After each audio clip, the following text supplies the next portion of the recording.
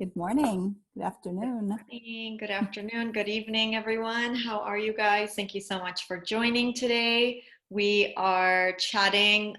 Myself, I'm going to introduce myself. My name is Sonia Majib. I am a spiritual mentor, healer, integrative health coach, owner of Speak Your Truth podcast, and owner of Depthful Journey, where I help women and men empower themselves and walk into the journey of awakening and ascension. And I'm here with Dr. Lenore Murciano Luna. We are going to be speaking about the 6 archetypal faces of the feminine.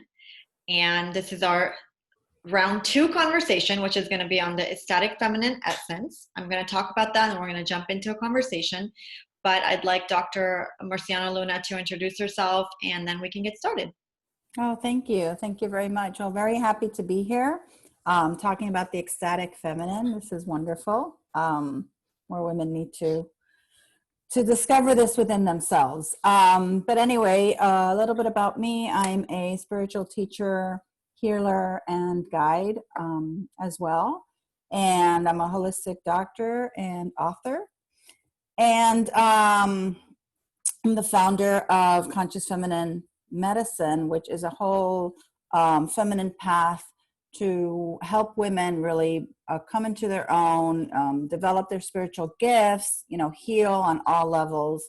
And we offer, different workshops and a lot of different programs, including the one that we're going to be starting at the end of next month, the Medicine Women program. So I'm very excited to be here and sharing all of this with you.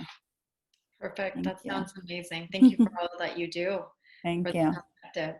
So today we're going to jump in. So I hope that you guys are excited about this. All of you guys who are stepping into the divine feminine, the goddess energy, and anchoring that, and what does it mean, and how do we get there, and how do we kind of embody it. So today we're going to be talking about the ecstatic feminine essence, and I'm going to give you kind of a summary, and then we'll jump into it with Dr. Lenore Murciano Luna.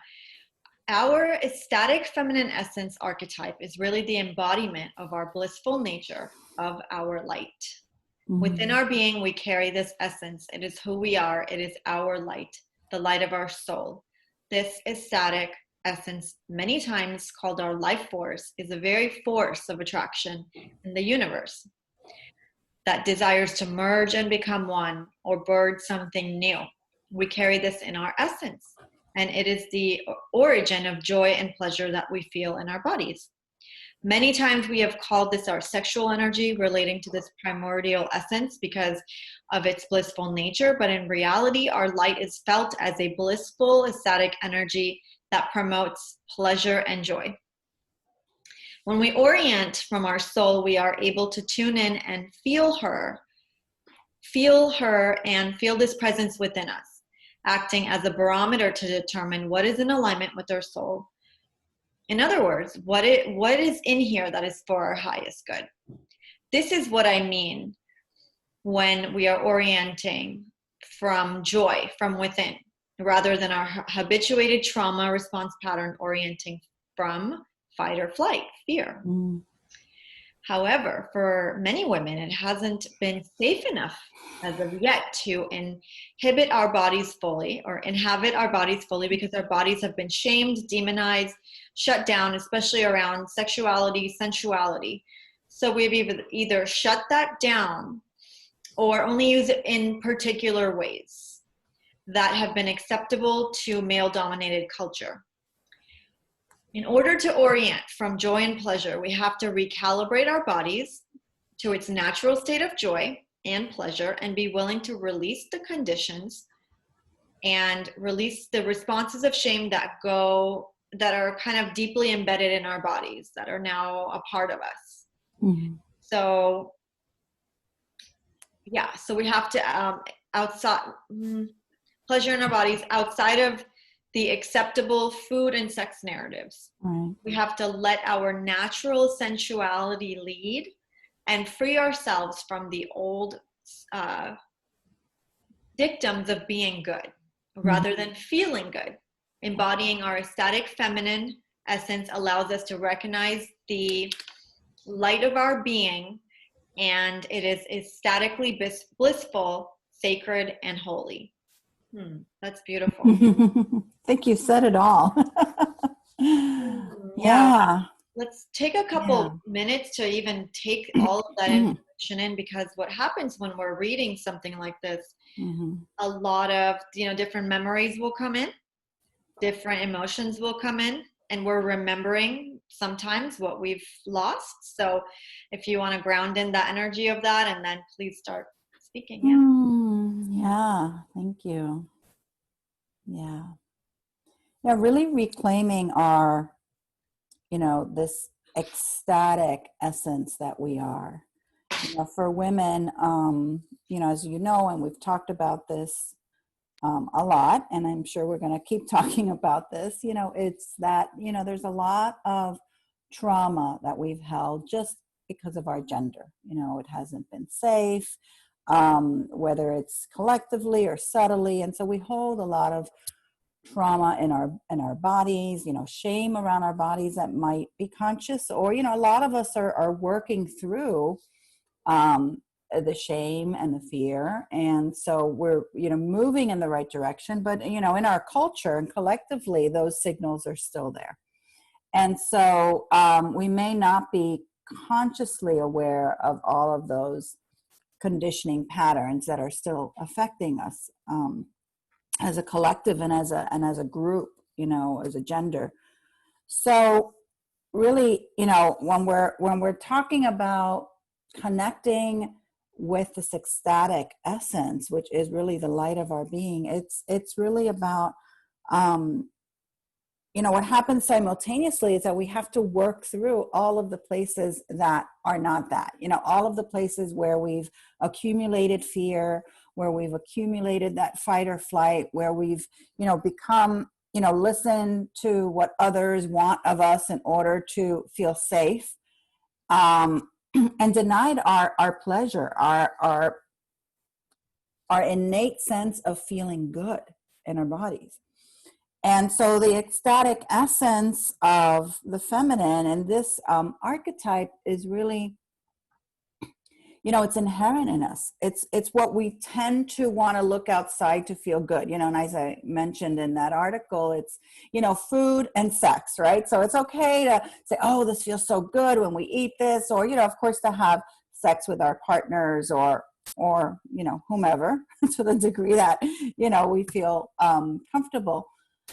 But the truth is that we can activate this dimension within us and within each of our cells, on a cellular level.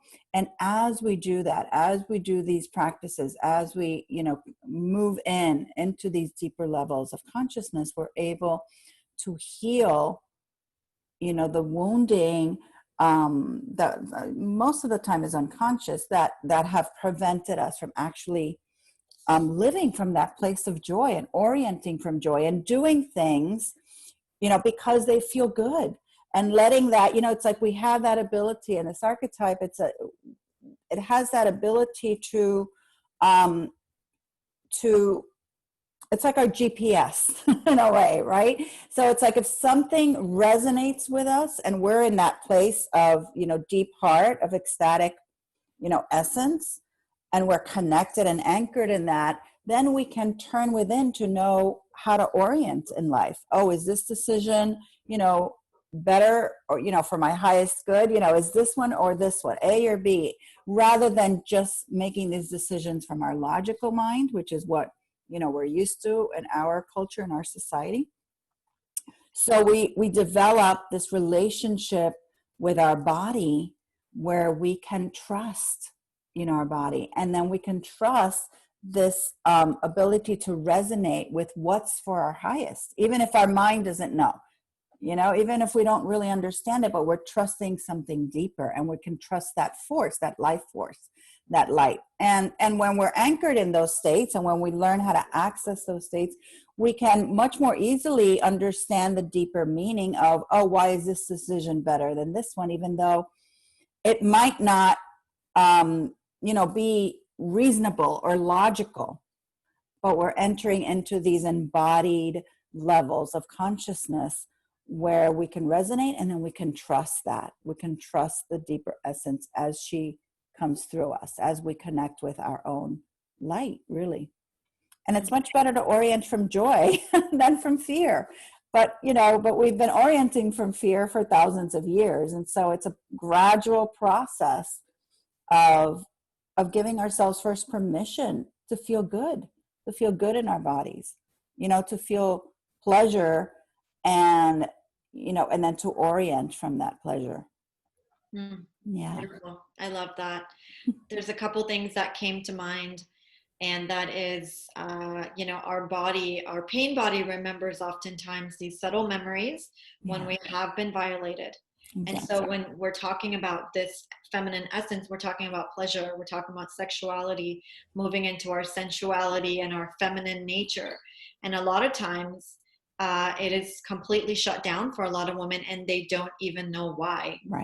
Right. And so what happens is, not only have you lost trust within your own essence, but you've lost trust in general. You've lost trust with your innate, you've lost trust with men, you are really weary, and you usually don't even know why unless you go through that really deep initiation or a chronic illness or something that happens where you're like, I'm doing everything, I'm not healing, what's going on? So I'd love for you to speak a little bit on that, because I know that there's a lot of women right now on the planet that the number one illness for women right now is Hashimotos. What is that? What is the illness?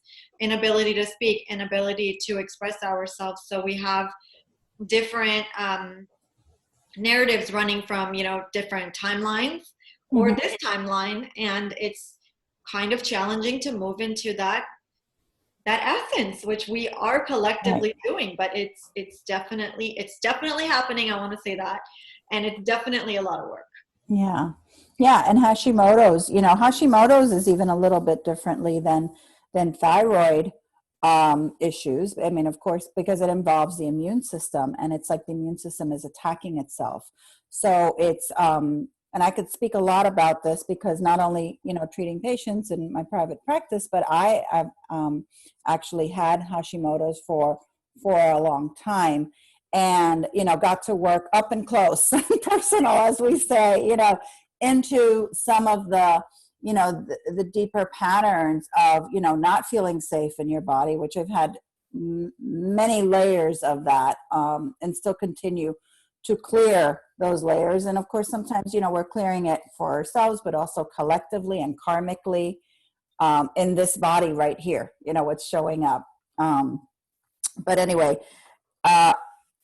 and it is about also, self-rejection, where we feel, where we actually end up integrating these unconscious places of rejection, just as we have felt rejected from the outer world or our culture, or living in a paradigm that does not honor the feminine, does not honor, the wisdom or the intuition, or we didn't even have rights to speak up because that wasn't okay.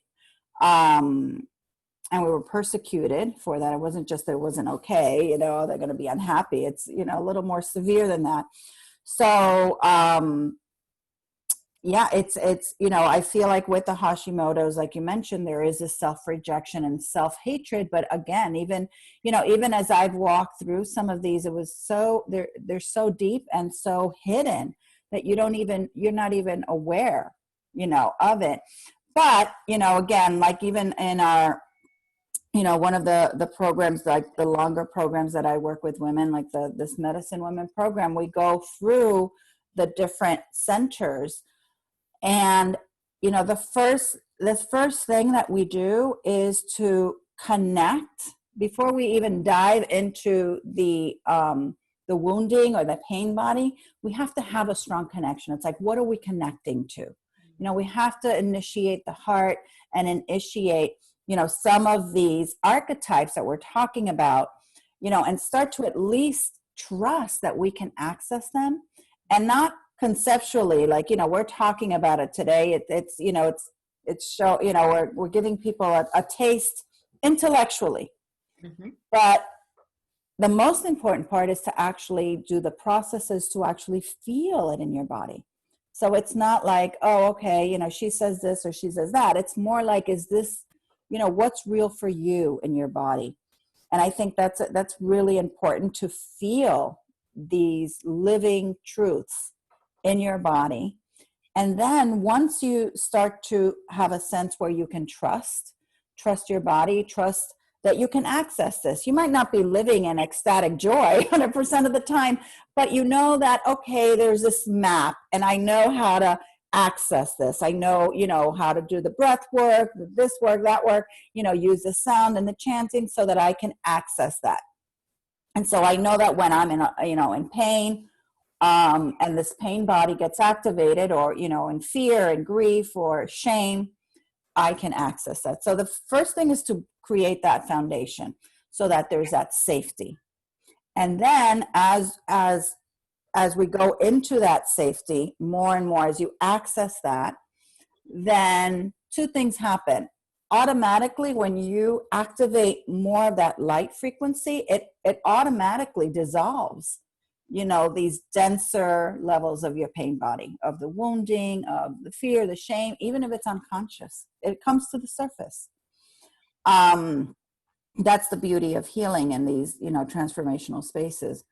And secondly, we can start to see when other people trigger us, because as we're walking in life, you know, we're going to have things, it's almost like the world's coming at us.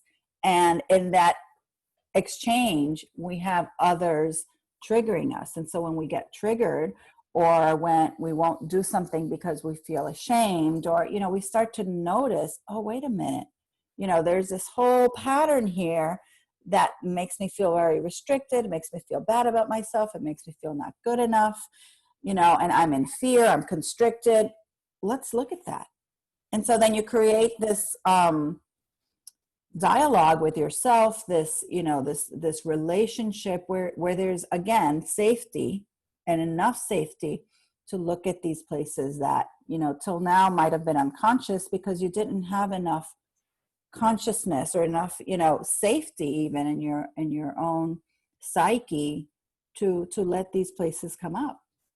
Yeah, brilliant. Yeah, Especially with and you said something also earlier about sexual, did you say sexual abuse? I thought I heard something about that. Sexuality and, you know, and violation. You said violation, different ways of violation, and this is critical.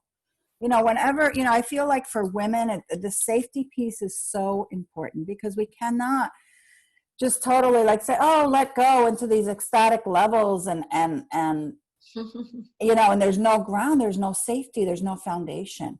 Absolutely. So the foundation is key to then allowing yourself to go deeper and deeper and expand wider and wider and wider into these levels of consciousness that you already are that. But we're so, you know, kind of stuck in our pain body to the degree that we are, that, you know, we don't feel it all the time, or we feel it only when, you know, we meditate, you know, an hour in the morning, or do our yoga practice, you know. But the whole idea is to be able to access these, you know, consciously ongoing, you know, while you're doing the dishes, while you're picking up the kids, while you're, you know, to have that relationship with this essence within yourself. Yeah, and it's really a 24-hour process, isn't it? It's really just being aware, being mindful, and like you said, having the tools for when you slip, having the tools when you are emotional, when your pain body is triggered, or when you have a flare up. And I think one of the biggest things that you had mentioned, that I'd like to mention, is that all of this is really essentially just coming back home to ourselves. This is all just such a beautiful invitation to feel safe in our body, forgive, clear old karma, learn, right? Learn, be happy, be in joy here. Because even in, you know, when you're walking the spiritual path, what's been coming up is like, it's the narrative, so much work. Oh my God, now there's another layer, another layer, and another layer. And it's like, the beauty about crossing a lot of these junctures or these passageways or these initiations is really about coming back home to yourself fully, trusting yourself, trusting your body, and having joy in every way, even Right. sexually, which is so Absolutely. disconnected and such what is that word where you can't talk about it? Like it's a taboo. It's a taboo. Yeah. Or if you do talk about it, you're, you're too promiscuous, you're too out there. How could you, then you get shamed for that. Right. It's like one extreme to the other. It's like, it's very hidden, and absolutely. And this is part of that pleasure paradigm, that pleasure paradigm. And if, and that's what happens when we start going into this ecstatic essence, archetype. It's like we almost feel like, oh, is this okay? Like, is it okay for me to feel this good? It's almost like, and all these very subtle levels of shame start coming up. But as we start to kind of let go, also another thing that happens in this process is you start to let go of the identifications that you have with yourself as, oh no, like that's not what I do, or that's not okay. And again, sometimes these are unconscious. We don't even realize, but we're following that, pattern or that script or that story. It's like, oh, if I do this or if I feel like that, then that means this about me. And the truth is that those are stories that we've created and a meaning that we've given it that sometimes has nothing to do with the reality. So it's like redefining what pleasure and joy is and means, but not from our heads. It's kind of like it actually evolves from a new state of consciousness when we do the work, when we go in and when we explore. And as we evolve, then we have literally new awakenings, new epiphanies. And then you're like, oh, wait a minute. And then you're like, I don't even know why why did I take that on? Or why, like all of these patterns start coming to light, literally, from the unconscious. And I do want to say, it's really important to know that when we dive into our bodies, this whole piece about embodiment, because, like you said, most of these things are unconscious. And, unless we're actively, working on ourselves and being, and kind of looking at all the patterns, we don't even know they're there. But if you, this whole embodiment piece, when we're willing to feel, it's like be present with what's here right now, feel our bodies, go into our breath. This is like a natural process that starts to bring up, everything that's in our unconscious. It's almost like it's a gateway, working with your body, working with your breath. And it just literally brings up the next piece, because you're working with that innate aspect, that innate healer within you. Part of what, I focus a lot on my latest book is you are the healer. You are the healer. And this whole 9-month program of the medicine woman is to, discover your medicine that you're bringing to the world, first of all, because you're bringing it to yourself. It's usually what you need. And then you're also transmitting that to the world, to others, where either you do it in a large group or just with family and friends, or, it doesn't matter. The point is that you have that capacity, discovering your own medicine, and then also activating, understanding, exploring, embodying that healer within you, that healer, which is part of your medicine. It's like the body and the divine dimension intelligence, where it's going to bring up, because we're all moving on the soul level, we're all moving towards wholeness. Some people are doing it, in their way, and others, and there's many different paths. And so this is the path of the feminine. And so moving, and activating this healership within you, and learning how to access and anchor in that and trust that, it's like developing that relationship. And it's automatic. And then it doesn't, and then we can let go of this, like, oh, it feels like work. And it's not like you even slip, because, it's almost like you realize that the world, and the universe, and it's an aspect of like the cosmic womb mother, is really moving you in that direction. So that, you know, so you're going to get triggered and you're going to respond maybe with anger. And then that's the piece that needs to kind of come out, you know, and come home to your essence, you know, and be met with love and integrated into the love, because it didn't receive the love, you know, when you were 3 or 4 or 5, or, you know, karmically, or in your ancestors' lineage. It doesn't matter where it was. The point is that we're here. It's almost like a remothering process, a reparenting process, from that divine essence within us, from that divine dimension. And it is a process of wholeness and of union, of being in our humanity, where we're still feeling in our emotions and we're moving out into the world and being agents in the world, but connected and anchored in our divine essence, so that we start to think of ourselves as, oh yes, I am this divine being, and I have this medicine. And if something is kind of like, you know, a little disconnected, we can go in and resource from within. Yes, absolutely. Yeah. I love everything that you said. I wanted to bring up this, there's a meme that I saw. It said immunity, and the center said unity. And I really feel like that is really what we're moving towards. Even if there was things that happened, my husband often says, how many thousands of years old are you? Right? When something comes up and I freak out, or I'm like, oh my God, I don't know, you know, and I go, you know what? Thank you. Because I could just anchor back into that wisdom, into that light, into that knowing that this too shall pass and this is temporary. Yeah. And yeah, this is all so, so, so good. And I guess before we wrap up, I would love to ask a takeaway for women that are watching right now. Maybe give them a takeaway of, like, you know, if they're listening and they're experiencing this, how can they start to implement being safe in their body, or how can they implement to feel, you know, maybe even take the step to go, you know, I think I'm going to try this. What would you suggest? So various things. I want to say a couple of things. So one thing is to start thinking of yourself as this amazing, ecstatic light being. I know it sounds a little esoteric, and, you know, I mean, I love the esoteric world, but it's almost like we are this light being in this physical form. So start like identifying with the aspect that we are this light, you know, our soul level and that spiritual dimension, we are this light.